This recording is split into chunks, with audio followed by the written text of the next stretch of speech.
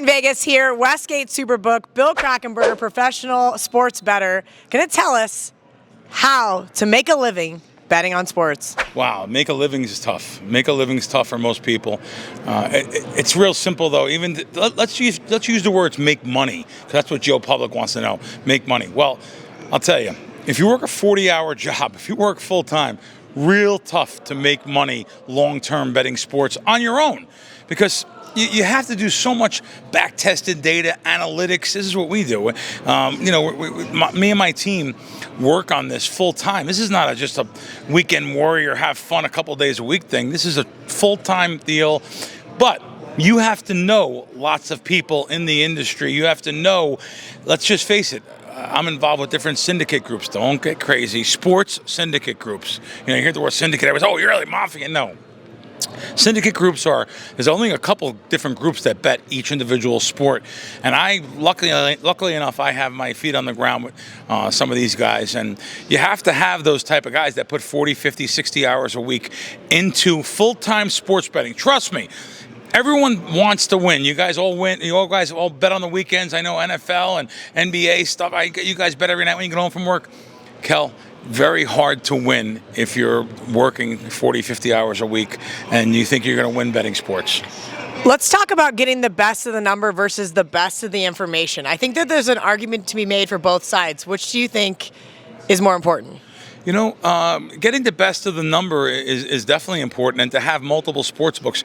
Like, to be real honest with you, here at the Westgate, they have 105 juice on NBA. They had, I don't even think people even know that. And you want to know something, Kel? There's a portion of people that don't even care. Of course they don't. They don't even care. They go, I'm not putting no money in Westgate app. 105 juice instead of laying one. I don't care if you bet $100 a game. It's $5 every single time you make a bet and you lose the bet. You don't want to lose.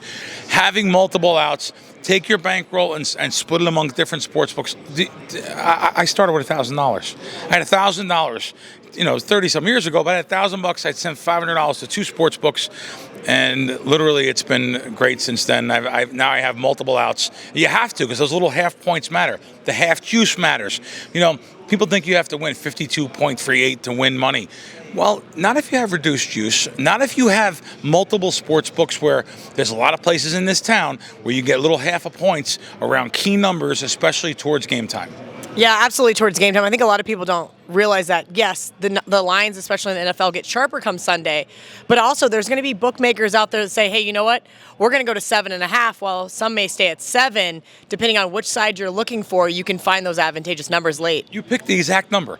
This town, I know NFL side betting is almost unbeatable day of the game. I have a challenge on my Fox show to my co-host. I said, listen, 5 games versus spread all year long. You guys, at 5 minutes before the game starts, good luck. If you guys win, you get a lot of money from me. And it's impossible to do, really is. You can run lucky 1 or 2 seasons, but you said something right. If you have multiple sports books in this town, you have Stations, you have Coast, you have Caesars. These, by the way, I just mentioned 3 sports books that have thrown me off for winning. Same. It's interesting because I didn't even know. I should not. I'm not trying to down them. No, but it's true. I'm telling them. Who else? If I can't bet there, you definitely can't bet there. I'm encouraging people to actually get accounts there. I'm not trying to take away their business, but yeah, if you have them, they will move around those key numbers. Thank God I'm allowed to bet at the win. The win, same thing. At game time, someone comes in from the pit and bets $300,000, and the guy that runs the win over there says, "Listen, I got to take it because he's a table player. I got to take it." Well, sure enough, I'm going to find a little half a point edge around those key numbers. But let's not concentrate on that, because that's only here nor there. It's in Vegas here. People are watching all over the world here. It's not just there. You have to have outs wherever you are. You have to have those outs, multiple outs, long term. That's going to help you with those games. All right, let's talk a little bankroll management here, Crack, and why it is such an intricate part to being a successful sports bettor. Listen, everyone says 1 to 2% of bankroll per game.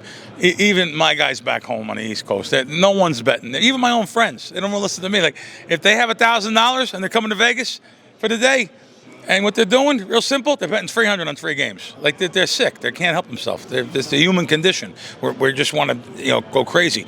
But really, that's not. You with the best information in the world.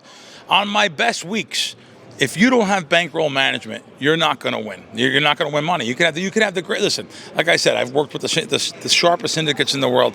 Great information. We don't win every week. I luckily enough haven't had a losing quarter, never mind a losing year in decades. But it's a grind out type of thing. And if you're not in it to grind out and bet that percentage of bankroll, then good luck to you. Have some fun. As long as you're doing it for fun and you can control yourself. The sports betting could be closet gambling for people. They're on apps now. They're just firing. No one knows what they're doing. They're not buying in front of a table with dealers and people around them. And they're just firing on their app where no one even knows. So you have to have that intestinal fortitude to be able to take losses and still be bet your bankroll management. Bet within that. I say the same thing. 2-3%. Show some discipline, people. Crack, we see these mistakes that people make all the time in sports betting, where you said it's either betting too much of your bankroll or just firing to fire. Give me maybe 2 or 3 mistakes that you're seeing people make and what they should do differently. Giant mistakes. People cannot control themselves. I had a first 5 game, like maybe with the Athletics the other day or something, and I gave it out, and one of my guys said to me, I can't bet against the Yankees. What do you mean you can't bet against the Yankees? There's no allegiance. My allegiance is my bankroll. It's the old Bronx Tale thing. You think they care about you? Why do you care about them? Mistakes. Number one mistake would be chasing your losses. I know it's something that sounds like everyone says that. It's common sense. Let me tell you though, it's real. Everyone just fires no matter if they lose. If you lose on Saturday, you lose on Sunday. I guarantee you Sunday night, you will have a play on the game. I guarantee you Monday night, you will have a play on the game. Well, if that's your mentality, this isn't for you to be a pro. It's that simple. Click here to subscribe so you don't miss out on any WagerTalk content. Click here to watch more videos on how to become a better sports bettor.